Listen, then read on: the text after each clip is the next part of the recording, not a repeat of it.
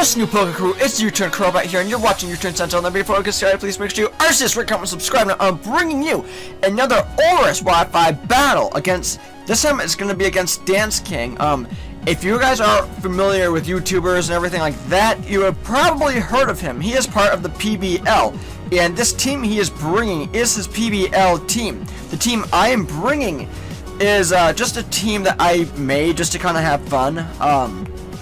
But we're gonna get into it because this is a somewhat long battle, and I'm kind of glad I'm bringing you guys a long battle because the other two videos are kind of short. So he goes out into his Tornadus. I'm gonna go into my Glalie because I'm not really sure what I was thinking here because I do switch out. Not really sure what I was thinking, but I'm sure the hell glad that I did. But he does use the overheat, heat wave, I mean, and this is kind of shocking because. I mean, I don't go up against one. I don't go up against Tornadus or Tornadus. I don't know. I don't go up against them all that much. Two, my Tornadus does not know Heat Wave, so I really had no idea what this bird wanted to do. But I'm glad that he did not take out my Glalie because he does come in handy quite a bit later in the battle. So he does use a Sludge Wave on my Melodic, who I switch into. Now I use the Ice Beam on the Tornadus because I want to get, you know, some damage off, if not try to take him out all at the same time. So he does use the U-turn, getting some damage off on my Melodic, and he does a damn good amount of damage. Now he knew that he was, well, I'm almost positive he knew he was going to take himself out with the Life Warp recoil, but he wanted to do damage anyways. My Scald obviously failed because there's no one to attack. He goes out into his Probopass, his Lego, and I really do love that nickname for the Probopass. So I use a Scald on this big giant rock with a giant nose and a giant mustache. He uses the Volt Switch on my Melodic. Now, my Melodic at this point is holding the Assault Vest, and the problem with that is that I cannot use a Toxic of my own. I can't use a Recover. So now, this day that I'm recording this today, this Melodic is not holding an Assault Vest anymore, thank God.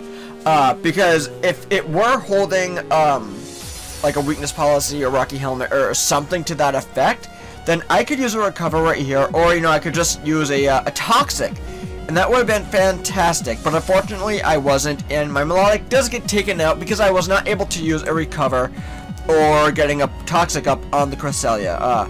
And honestly, I've never faced Cresselias before, so I had no idea, you know, what this thing wanted to do to me. So I go into my Glalie because I want to Mega Evolve.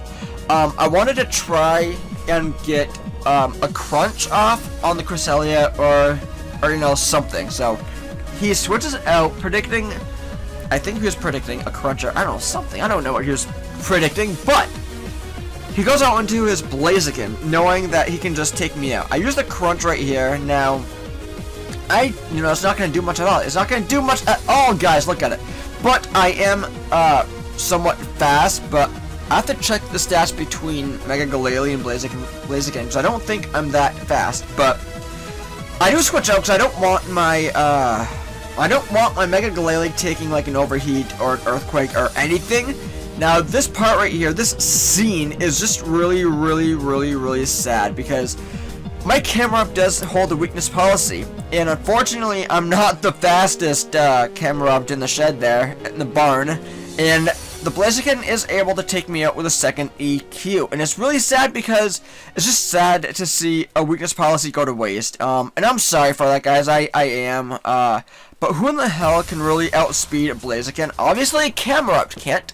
My Pidgeot could, though. He switches out knowing that. Now, use a Brave Bird meant for the Blaziken, but I am able to do a damn good amount of damage to this Darmanitan right here.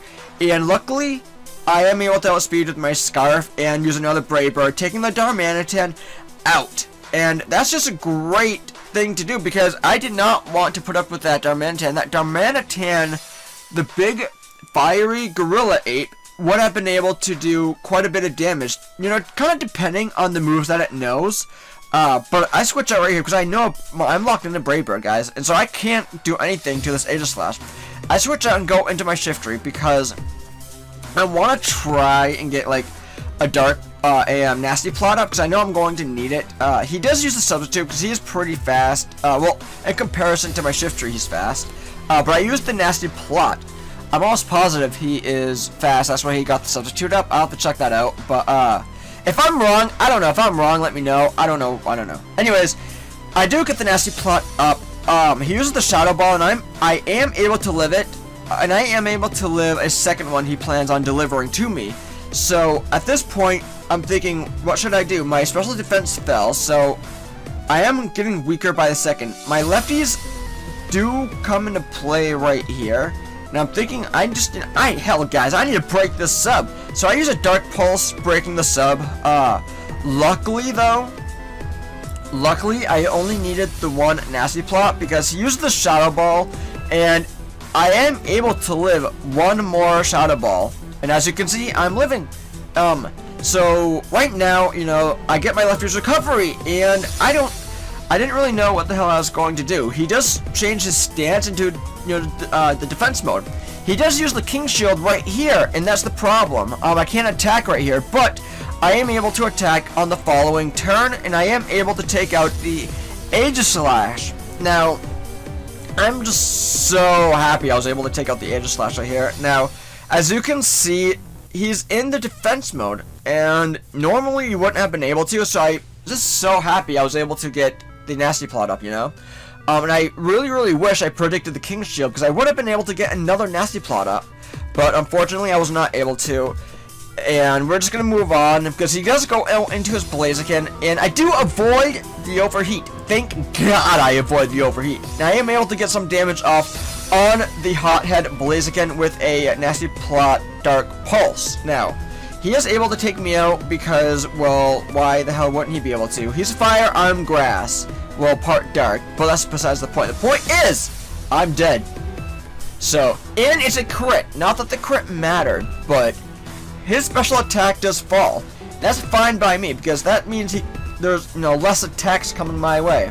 I go into my Glalie, because I want to get an EQ off, or just anything off on this Blaziken. So, I go for the EQ, because I wasn't sure if he was going to switch or not, but, you know, I decided just to play it safe. I wasn't going to over-predict or anything, so I used the EQ, taking the Blaziken out. So I have one less Pokemon to worry about, fire-wise, and he goes on to his Pro Pass, probably just trying to get my hopes up, because he allows me to take out the Pro Pass with an EQ.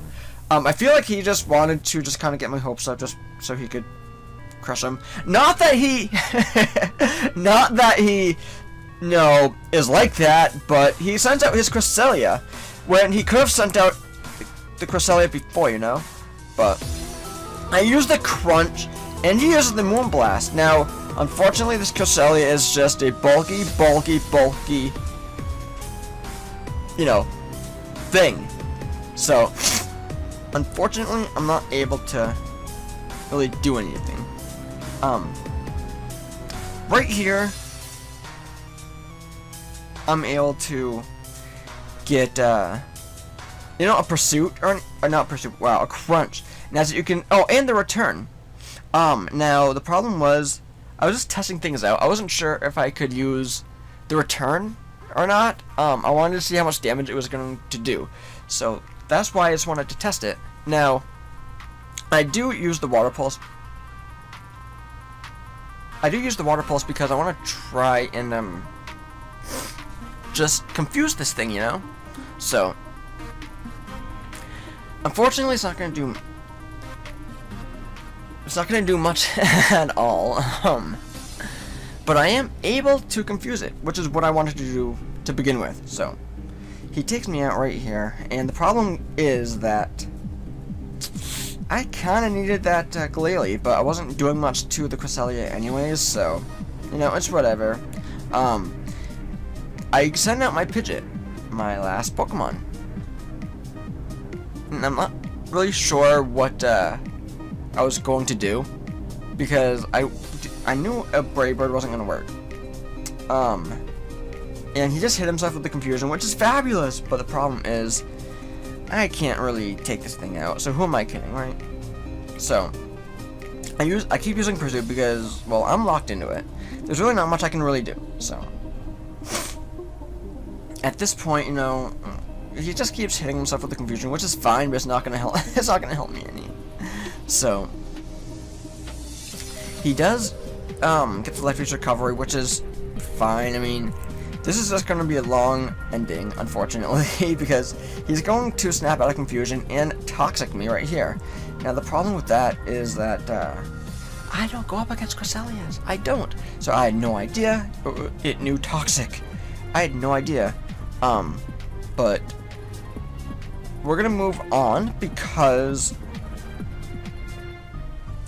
well, as you can see, I'm going to be losing right here. Because he's gonna use Psychic, and he's just going to obliterate my Pidgeots, leaving me at 6 HP, where he knows the Toxic is just going to take me out. So, as you can see right here, the Toxic does take me out. So, that was the battle. It was a long battle, but I'm just definitely glad it came down to one-on-one, because it's just more fun that way, you know? It doesn't matter who won. It just comes down to one-on-one. It's just a lot of fun. So, if you guys enjoyed this battle, then please make sure you RCS, rate, comment, subscribe, and I hope you guys have a wonderful day. Take care. Bye.